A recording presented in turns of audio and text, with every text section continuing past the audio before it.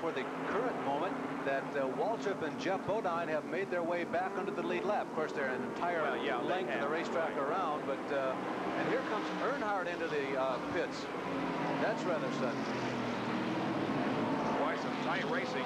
Here's the restart from the Kyle Petty car. And look at the bumping going on out there as Dale Earnhardt got bumped in the front end and Kerry Gant out of shape. Well, everybody was really out of shape, but it looked like that Dale took quite a rap to the inside of that car, and he probably has a tire rub problem. Look at the battle for the lead here. There were 3 abreast across the line, and Ricky Rudd has gone into the lead. Neil Bonnet is second, Bobby Allison third. Now Bonnet wants the lead as he goes to the inside down the backstretch, and he goes into the lead. Neil Bonnet now the leader with Rudd second and Allison third. With 40 laps to go, it's beginning to look a little bit like deja vu from a year ago. Ricky Rudd being right up there. He was right up among the leaders and certainly a real pivotal player as we got down to the final stages of this race. But you know, Bob, the interesting thing is, what if there is another caution flag? Just how fast are Bodine and Darrell Waltrip right now? Off of the corner. Neil Bonnet, the leader. And the laps are clicking off. We are up to 366 laps, 35 to go. Bobby Allison, who had that big decision, at least he and his team leader Gary Nelson a few laps ago, doesn't seem to really have the power right now to keep up with the 2 leaders, Ricky Rudd and Neil Bonnet.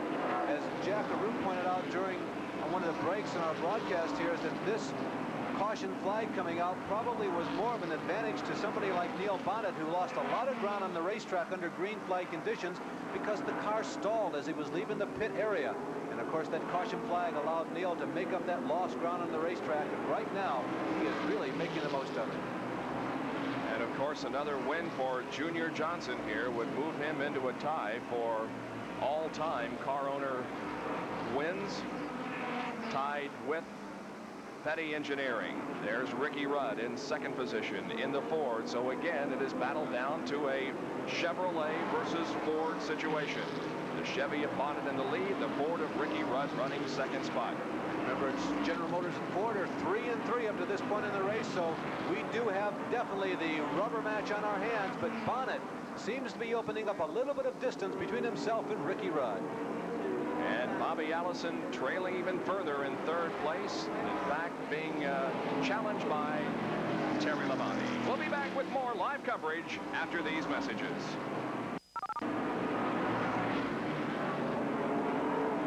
Neil Bonnet continues to show the way here at North Wilkesboro, and a spin up in turn number 4 will bring out a caution. Dick May spins and may have had some slight contact with the outer wall.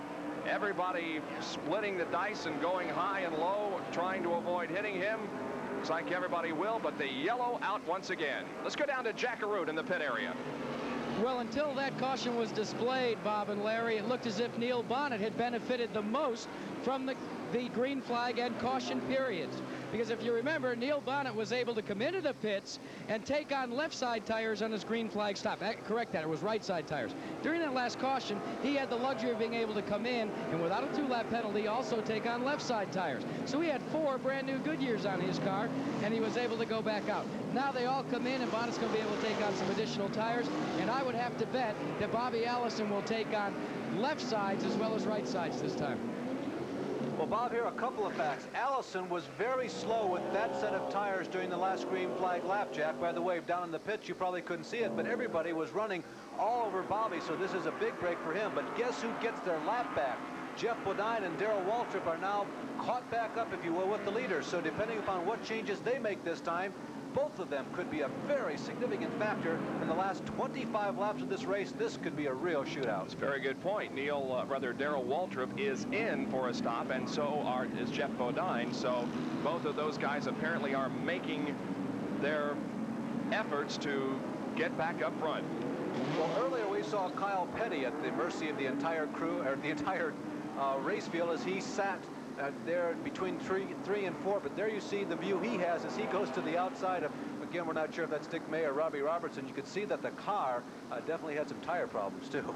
In any case, we are yellow for the 5th time this afternoon, and we will be back with more of our coverage of the Northwestern Bank 400 in just a moment.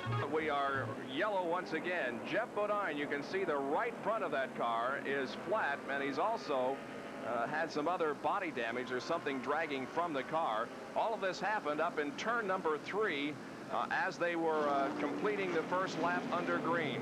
Now, we have the in-car camera operated by Steve Freed, and this is what happened. There was all kinds of bumping and banging going on up there. Well, Jeff Bodine and Bobby Allison both dove for the same spot on the racetrack. They are both on their brakes hard.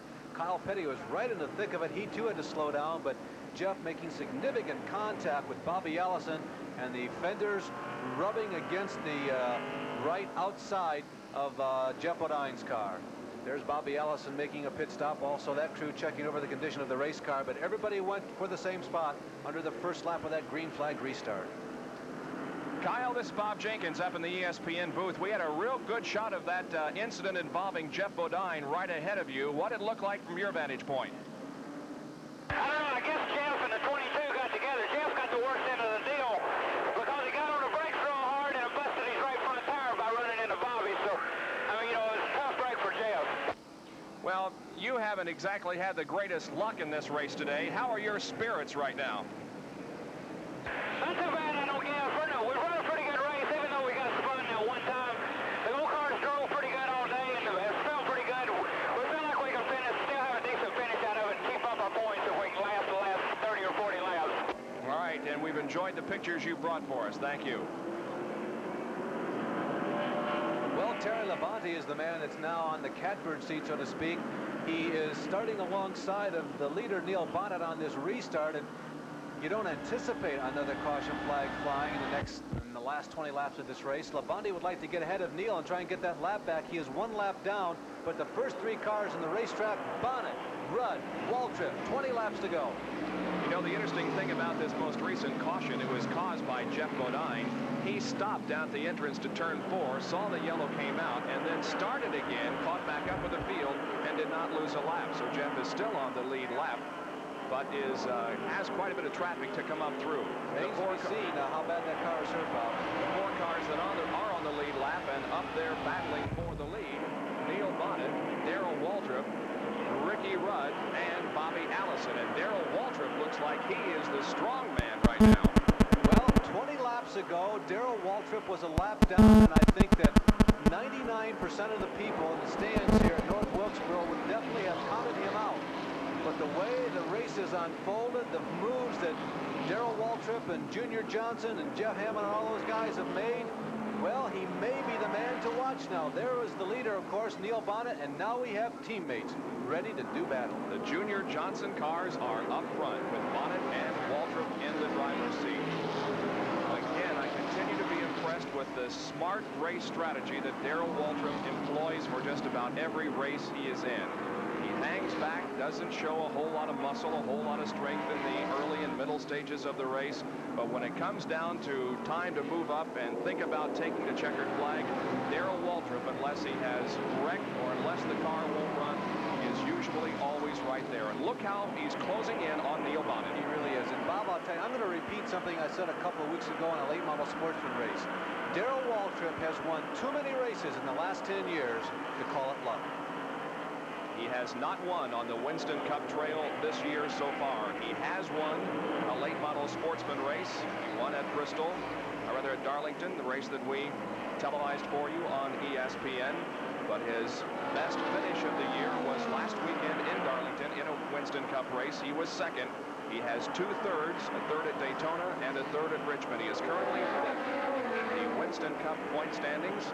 Walked off with the pole position here today for this race, and now is that far behind Neil Bonnet with 10 laps to go. Just 10 laps to go. Bob, what do you do if you're the owner of both of these cars? I guess you take the headsets off, put them on the pit wall, and do like everybody else does, stand up and just watch. And say, will the better man win? Oh, this could be a real good race to the finish. All right, it's time. Who's going to win it, Larry? I'll tell you, both cars, I lost a little bit of track because we had those 2 or 3 caution flags in rapid succession, but I would imagine both of them have 4 brand new tires on. I think Darrell is running a little quicker than Neil, but Neil certainly has position right now. It would be really tough to pick. I got to go with Waltrip, Bob. I agree with you. Waltrip going high here in turn number 1, finding that not the best route. So settling in behind now, looking to the inside momentarily as they headed toward turn number 3. I got to think that Darrell is going to win also. He moves inside, now coming off turn number 4, but Bonnet outpowers him down the straightaway. They're running almost side by side and nose to tail. Now Waltrip again to the inside with less than 7 laps to go. They move on to the backstretch. The fans are cheering for their particular driver. What a job that Neil Bonnet has. He only has to be perfect, and I mean by inches. He has to be perfect every single lap of this race. He is fixing to drive his heart out. You know, Waltrip has only led 1 lap of this race. Down to Jackie, who's with Junior Johnson. Junior, who do you pull for now with 1-2? Are you for Waltrip or Bonnet? Well, it don't make no difference to me, but it would be pretty nice if Darrell win it, because that puts him on the winner's circle next year. And I would kind of like to see him be on it, but look, just made the best man win. Now there's a businessman. He's looking for the money. There's Bonnet in the lead, and there's Waltrip in second spot. They're running right together on the racetrack. But Darrell has not found the opportunity he needs to go around. They move down the straightaway. Again, they are side by side. Waltrip with the high line now in turn number 2. These are teammates, but they're sure not acting like it on the racetrack. They're battling for supremacy. Bob, you just click off the radios. Everybody does, and let these 2 professionals do what they do best, and that is racing. Bonnet is obviously running slower than Darrell, but doing all that he can to try and keep the door closed high, keep the door closed low. Just 3 laps to go. He's back and forth on the racetrack. There's no dirty driving tactics going on here. These guys are just racing. Waltrip is fine, trying to find just that little half a horsepower edge on Neil. A little bump there coming off of the second corner down the backstretch. Darrell wants Neil to know that he's back there. There are now 2 laps to go. The white flag will come out next time around. Waltrip again high on the racetrack. That's not the fast line. Waltrip settles back into second. Now they head down the backstretch and into turn number 3. Dick May, the slow car, right ahead of them. May cause some problems. Again, a bump by Darrell Waltrip. They come off the 4th corner. Harold Kinder waves the white flag. There's 1 to go. Now, because Neil has been running so relatively slow, Allison and Rudd are closing up too. If these guys get together in turn 3 and 4, could it be Rudd or Allison? They're right together also. Into turn number 3, Neil Bonnet still has the lead, but Darrell Waltrip is going to make one final bid to the inside. Now he looks low to the inside. Coming off the corner, he's not going to be able to do it. Neil Bonnet wins. Waltrip second spot. In third place, it is Ricky Rudd, and 4th, Bobby Allison, although they crossed almost side by side, and we may have to check the official scoring to determine who finished 3rd. I think that may have been Allison who got 3rd, Bob, because they were very close too, as you said. Junior Johnson wins with Bonnet and finishes second with Darrell Waltrip. This is the battle for 3rd place now, Larry. Allison is to the outside and Ricky Rudd is inside. Well, they're side by side coming out of turn number 4. Allison sliding out. Doesn't look like he has enough momentum, but he stays with it. He does not get out of the throttle. He just gets a headlight ahead of Ricky Rudd as they go across the finish line. And you know something? There still are only 3 different people who have won a Grand National race in 1985. Remember that Bonnet already has won once. Neil Bonnet has pulled into victory lane, and Jackie Arute will be there to talk with Neil in just a moment. We'll be back for that after these messages.